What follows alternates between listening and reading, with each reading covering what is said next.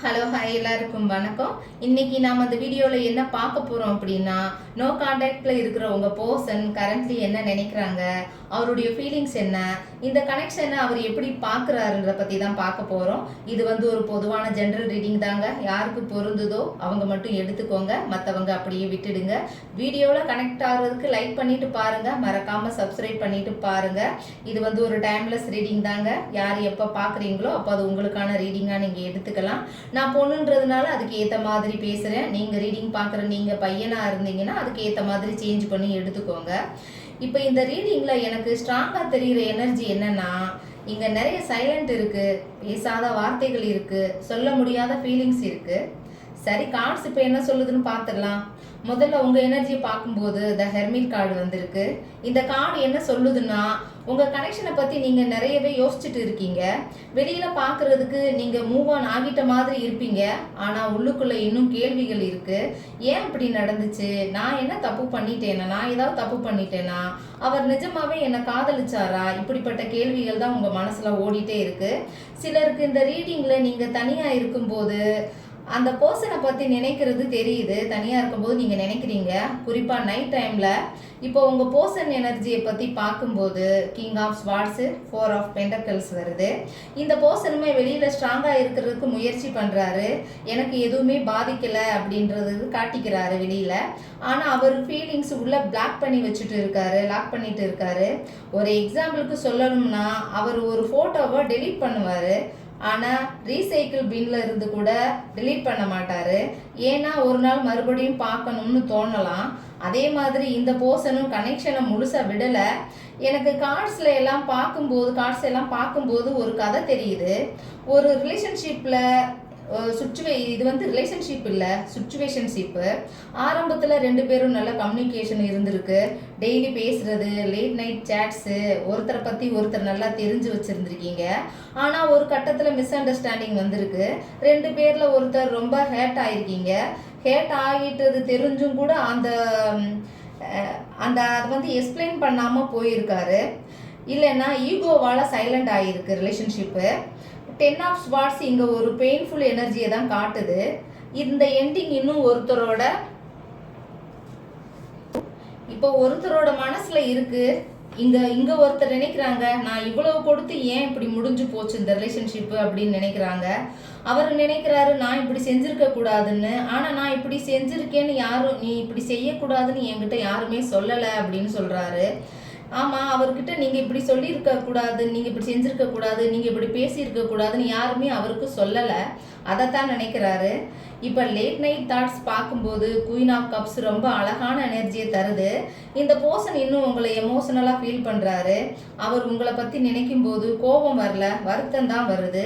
சில நேரத்தில் ஒரு சாங் கேட்டாலும் உங்கள் நினைப்பு தான் வருது, ஒரு பிளேஸ் பார்த்தாலும் உங்கள் நினைவு தான் வருது. ஒரு மெசேஜ் நோட்டிஃபிகேஷன் வந்தால் கூட ஒரு நொடி அது நீங்களாக இருக்குமோன்னு உடனே எடுத்து பார்க்குறாருன்ற எனர்ஜி தான் இங்கே தெரியுது. அதனால் இந்த பர்சன் முழுசாக மறந்துட்டாருன்னு நான் சொல்ல மாட்டேன். இப்போ இந்த பர்சனுக்கு உங்ககிட்ட பேச முடிஞ்சா அவங்க சொல்லக்கூடிய மெசேஜ் என்னவா இருக்குன்னா, நான் உன்னை மறக்கணும்னு முயற்சி பண்ணேன், ஆனால் உன்னை நினைக்காம இருக்க முடியலை. என்னோட ஈகோ என்ன தடுத்துருச்சு, ஆனால் என்னோட மனசு இன்னும் உங்ககிட்ட பேசணும்னு சொல்கிற எனர்ஜி தான் இங்கே எனக்கு தெரியுது. 7 ஆஃப் பென்டக்கிள்ஸ்க்கு அப்புறம் 2 ஆஃப் வாண்ட்ஸ் பார்க்கும்போது இந்த கனெக்ஷன் இன்னும் முழுசாக முடிஞ்சு போச்சுன்னு சொல்லலை. இங்கே வெயிட்டிங் எனர்ஜி தான் இருக்குது, அப்சர்வேஷன் எனர்ஜியும் இங்கே இருக்குது. ஒருத்தர் தூரத்துல இருந்து இன்னொருத்தரை பார்த்துக்கிட்டு இருக்காரு, சரியான நேரம் வரட்டும்னு காத்துட்டு இருக்காரு. சிலருக்கு அன்எக்ஸ்பெக்டட் கம்யூனிகேஷன் கூட வர்றதுக்கு வாய்ப்பு இருக்குது. இந்த ரீடிங்கில் நான் பார்க்குற மொத்த மெயின் மெசேஜ் என்னன்னா, நோ கான்டாக்டில் இருக்கலாம், சைலன்ஸ் இருக்கலாம், ஆனால் ஃபீலிங்ஸ் முழுமையாக இறந்து போகலை. இந்த கனெக்ஷனில் இன்னும் சொல்லப்படாத உணர்வுகள் இருக்குது. உங்கள் பர்சன் உங்களை மறக்கிறதுக்கு முயற்சி செய்கிறாரு, ஆனால் அவரோட மனசு உங்ககிட்டயே திரும்பி வருது. இந்த ரீடிங் உங்களுக்கு ரெசனேட் ஆச்சுன்னா எனக்கு கமெண்ட்ஸில் சொல்லுங்கள். இதில் எந்த ராசிக்காரங்க எனர்ஜி அதிகமாக தெரியுதுன்னா, மிதுனம், கன்னி, விருச்சிகம், ரிஷபம், மகரம், மேசம், துலாம், இந்த எனர்ஜி அதிகமாக காட்டுது. இது ஒரு ராசி அடிப்படையில் சொல்கிற ரீடிங் கிடையாது, எல்லாருக்கும் ரெசனேட் ஆகும். உங்களுக்கு பர்சனல் ரீடிங் வேணும்னா ஸ்க்ரீனில் தெரிகிற நம்பருக்கு வாட்ஸ்அப் பண்ணுங்கள். பெய்டு கன்சல்ட்டிங்காக தான் இருக்கும். உங்களுக்கு விருப்பம் இருந்தால் நீங்கள் இந்த நம்பருக்கு மெசேஜ் பண்ணுங்கள். இன்றைக்கி பொதுவான செய்தி ஒன்று பார்க்கலாமா? இன்றைக்கி அதனால் ரீடிங்கை ஷார்ட்டாக முடிச்சுட்டேன். இன்றைக்கி இன்னைக்கு எல்லாரோட மனசுலயும் இருக்கிற ஒரு கேள்வியை பத்தி பேச போறோம். ஒருத்தர்கிட்ட திடீர்னு நெருக்கமாகுறோம், தினமும் பேசுறோம், அவங்களோட மெசேஜ் வந்தா சந்தோஷமாயிடுறோம். அவங்க பேசலைன்னா ஏதோ ஒன்று இழந்துட்ட மாதிரி ஃபீலிங் வருது நமக்கு. ஆனா இன்னைக்கு அந்த பர்சன் நம்ம கூட இல்லை, தொடர்பும் இல்லை. ஆனா ஒரு விஷயம் மட்டும் இன்னும் இருக்கும் நம்ம கிட்ட. அந்த பர்சனை பத்தி நினைவுகள் மட்டுமே இருக்கும். காலையில எந்திரிச்சதும் அவங்க ஞாபகம் வரும், நைட்டு தூங்க போகும்போது அவங்க ஞாபகம் வரும். சில நேரங்கள்ல ஏன் இன்னும் அவங்கள நம்மளால மறக்க முடியலைன்ற கேள்வியும் வரும். இங்க நாம ஒரு முக்கியமான விஷயத்த புரிஞ்சுக்கணும். பல நேரங்கள்ல நாம அந்த பர்சனை நினைச்சு ஏங்குறது அந்த பர்சனுக்காக மட்டும் இல்ல, அந்த பர்சன் இருந்தப்போ நமக்குள்ள உருவான உள்ளுணர்வுக்காக.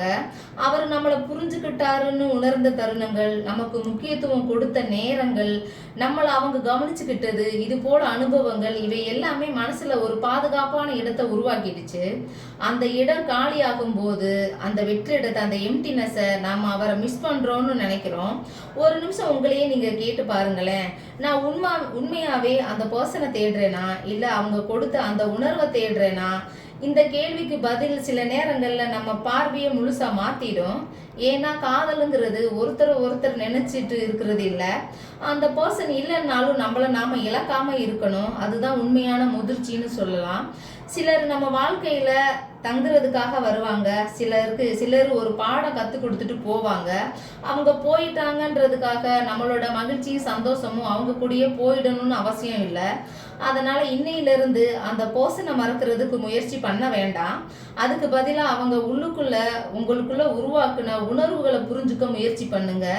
ஏன்னா சில நேரம் நம்ம தேடிட்டு இருக்கிறது அந்த பர்சனை இல்லை, நமக்குள்ள தொலைஞ்சு போன ஒரு பகுதியை தான் நம்ம தேடிட்டு இருக்கோம். நன்றி, வணக்கம்.